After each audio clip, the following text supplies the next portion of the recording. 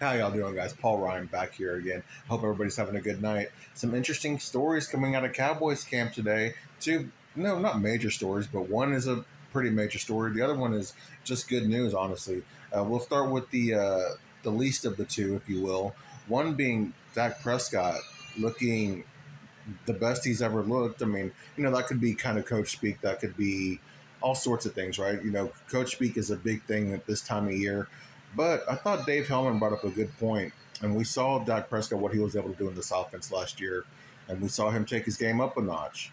We've seen Dak Prescott do that every year of his career. We've talked a lot about that on the Across the Cowboys podcast. Me and CD Piglet, we've talked about how have we seen the best of Dak Prescott, and every year we think we have, or actually, excuse me, every year we think we might not have seen his best. And last year, being second in MVP voting, I mean, that could have been his best. But Dave Hellman, he brought up a good point. He said, in his second year in this new Mike McCarthy offense, could Dak take his game up another notch? And man, to think, I don't think that's crazy to think. I still don't think that we've seen the best of Dak Prescott. And to think that he could potentially be a free agent, that's I don't know. It doesn't make sense to me. Now, we did hear Jeremy Fowler of ESPN last week say that the Cowboys do not want to let Dak hit free agency. Some of you might be happy about that. I'm happy about that. Of course, I've kind of been mixed feelings on it, wondering if we did let Dak walk, what do we have in Trey Lance, and would it be so bad to start Trey Lance? But at the end of the day, I think I would rather just keep Dak Prescott. I know it's going to cost us a lot of money, but man, I really do think we could win a Super Bowl with Dak Prescott. But that is a conversation for another day.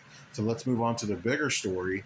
And it was Zach Martin, John Machota pointing out, or excuse me, kind of quoting Zach Martin saying that, it's not crazy to think that this could be his last year and that he could retire in 2025. And, you don't ever want to predict injuries. You don't want to try to predict players retiring and things like that. But we've seen a trend just here in the last 10 years that that NFL players are prioritizing their mental health and their physical health after football, and they're willing to retire early, even some in their prime, to protect themselves because maybe they have a family, they have other hobbies, they just have other ventures that they would like to try out, want to invest their time in. And I can understand that. I mean, Andrew Luck being a prime example, the neck injuries he suffered, all the injuries he suffered, he put his physical health and his well-being over the NFL game and over all the millions of dollars and things like that. So not I wouldn't be surprised if this was Zach Martin's last year.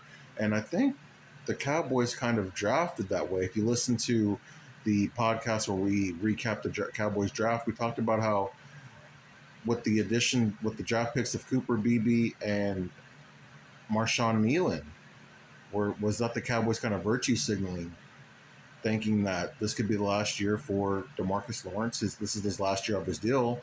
I don't know if he's ready to hang it up. He's still rather young, football young, if you will, still playing good football. This might be his last year for the Cowboys. Maybe that's why they went ahead and drafted him. And then, Zach Martin, we saw Travis Frederick retire early. Tyron Smith, of course, is no longer here. But Zach Martin, I mean, he's been here a long time. Cowboys haven't really been very close to the Super Bowl. He's been paid a substantial amount of money, right? I mean, what more does he have to play for, especially if he thinks that the Cowboys might not be close and he just doesn't, he wants to prioritize his physical health over his pursuit of a Super Bowl ring. And of course, we know Cooper Beebe, getting him in the third round, he has flexibility, versatility on the offensive line. He can play center. He can also play right guard.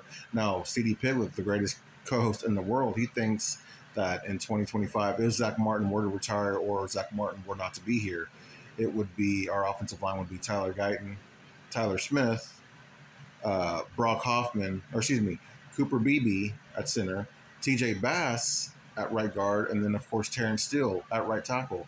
And another reason I bring up the offensive line is you look at the contracts coming up, Dak Prescott, CeeDee Lamb, and Micah Parsons. Tyler Guyton, he's going to be on a rookie contract. Tyler Smith is going to be on a rookie contract. Of course, we know who's going to get paid soon. Cooper Beebe is going to be on a rookie contract. TJ Bass, he is going to be on a undrafted, still, essentially a rookie contract. And then Terrence Steele, he might either get cut or he's also on a team-friendly contract. So at prime positions, the Cowboys are uh, to have team friendly deals at some of the most important positions in football, and they can go out and use the money saved at those positions to sign guys like CeeDee Lamb, re-sign Dak Prescott, and sign Michael Parsons. So this draft class again just kind of showing you how important it was for the Cowboys' future, and not just for this year, but again for the Cowboys' future. I think the Cowboys, kind of had that in the back of their minds, thinking that DeMarcus Lawrence and Zach Martin, this could be their last year. So, kind of again, not a bomb dropping quote by Zach Martin, but just something to think about for sure. Anyways, guys, I hope everyone's having a good night. I appreciate you guys for joining me every night. I'll see you guys tomorrow. Peace.